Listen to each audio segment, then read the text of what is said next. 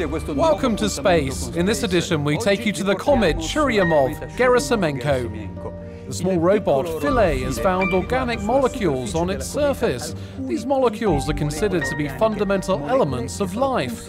We'll have more on that in a moment. But first, let's get some other news from the universe. Vediamo alcune notizie dall'universo. A brand new family of European launchers is coming. ESA has signed contracts with Airbus Safran launchers, France's space agency, and ELV for the development of the Ariane 6 new generation launcher and the Vega C. A team at CERN in Geneva is working with the European Space Radiation Superconducting Shield project to develop a superconducting magnet. It's to protect astronauts from cosmic radiation during deep space missions. Canadian astronaut Chris Hadfield, known for his space performance of David Bowie's song Space Oddity, is to release an album in October. All of the tracks were produced while he was an International Space Station commander. The Rosetta mission has changed our vision of comets and given a new outlook on the origin of life in the universe. Let's see how. The sunlight shines into my eyes and I feel so alive. The ESA teams involved in the Rosetta mission are now preparing for the last part of its amazing journey. Comet Churyumov-Gerasimenko, or 67P, has recently reached the perihelion. That's the closest point to the Sun in its 6.5-year orbit. It's an important scientific step, as increasing solar energy warms the comet's frozen ices, turning them into gas and dust. To stay safe, Rosetta has been forced to move further from the comet. When the comet becomes more quiet, when there is less dust in the coma, this also means that the orbiter can go closer to the nucleus again, and this will enhance our chances to rebuild communications with the lander. The robot Philae, which landed on the comet 9 months ago, called Earth for the last time via its mothership Rosetta on the 9th of July. Of course, we dream of really re-establishing contact and receiving data, science data, from the surface again. For instance, images that would show us the difference in the terrain from November to now after perihelion.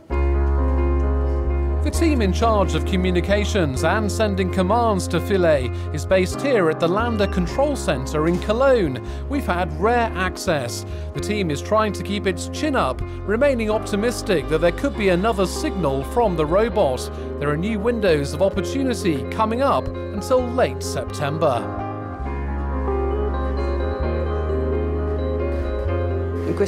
During these periods, which last around 1.5 to 2 hours, twice a day, we try to send commands to the lander to re-establish contact.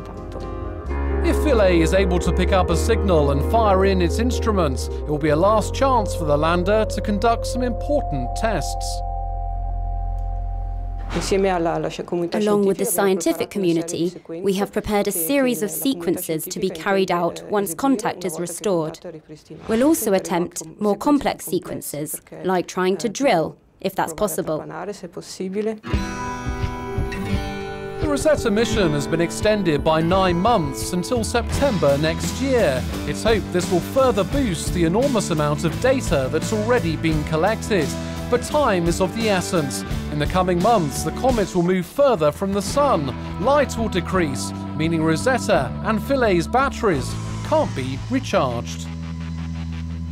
If we're limiting only to try and listen for Philae, we lose so much of the science of the orbiter's mission. We need to balance everything, listening for the lander, but also doing the science that is unique now. We can't go back and do it again. We have to be in the right place at the right time to make these observations.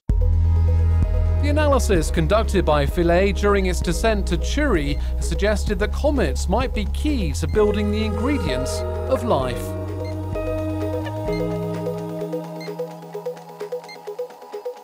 we found a variety of organic molecules, of organic chemistry, which now needs to be embedded in our theories of the formation of life. How could sugars, how could amino acids be formed on the Earth when these organic material, prebiotic molecules came by comets to the Earth? Yes, we've got organic material, and these are, and it's important to highlight this and really state that these are building blocks. These are not living organisms. These are the things that go on or can go on to create life. The ESA team that got Rosetta to its rendezvous point with the comet a year ago has already decided how to end the orbiter's mission. The mothership will somehow join its beloved lander.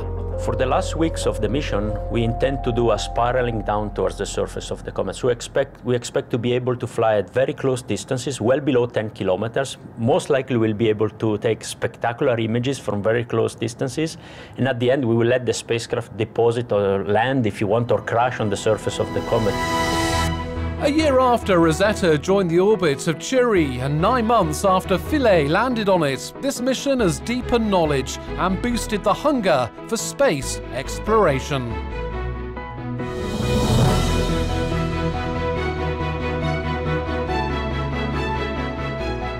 It's a very, very emotional aspect also to see the results of 20 years of work as they come to Earth by radio signal from the mother ship from Rosetta. For me, even though we've been there for this long, I'm still waiting for the end of the mission, because that for me is the whole point of why we're there, is to see this entire evolution. Rosetta has been one of the most fantastic space missions ever. From a scientific point of view, we've been exploring a world which was totally unexplored.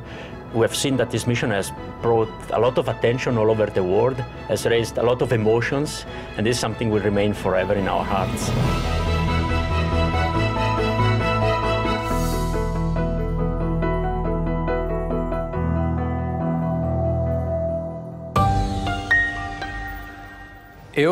Time now for Astronauts Academy. This time we're looking at how space can affect the health of astronauts.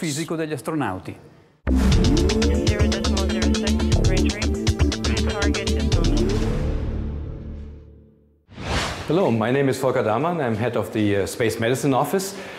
Just come in with me into the control room where we are monitoring the astronaut health.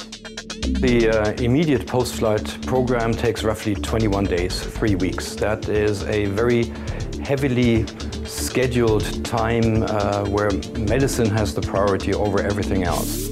Weightlessness looks very great and is fun, but of course there is no up and down. The heart muscle does not need to pump the blood upwards towards the brain. So like every muscle in our body, the heart muscle also degrades because it's not stressed that much anymore.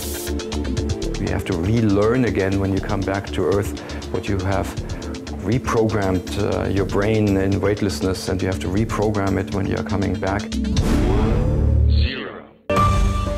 That's all from this edition of Space. Next month we'll be looking at how satellites are being used in maritime surveillance and safety. Thanks for watching. See you then.